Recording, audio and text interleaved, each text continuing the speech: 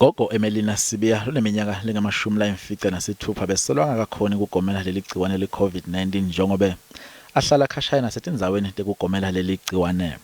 Ubese ulethelwa ekhaya lakhe lomjovo. Akakhoni ukuhamba nala emehlweni akasaboni kakhulu ukuthi ngoba transport ufuna uqasha imali bafuna imali umthwale lapho dayithatha ngoba sinathi sitholela imali yempesheni.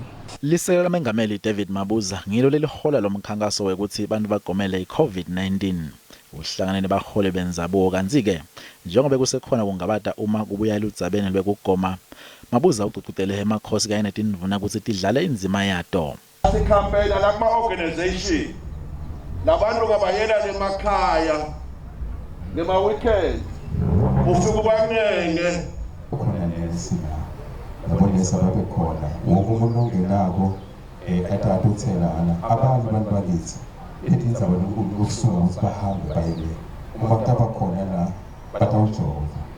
Njengoba tiphathimandla tivakalise ukhathateya ngesibalo lesincane sebantu labathatha lo mjovo walomkhuhlane, Mabuza uthi leli vele lemjovo leminyenti leyanele futhi kumele umikiswe ebantwini. Uvakalise ukhathateya ngalesifundza bangetulu kwa-700,000 abantu labasagomile kwanyalo kulesifundza lokusho ukuthi bangu-22 wema% nje kuphela. It's the last province that is not performing very well. It is at 22%, while other provinces are above 60%. So we're going to encourage them. Clear is that we need to improve our messaging and we need to go to where people live.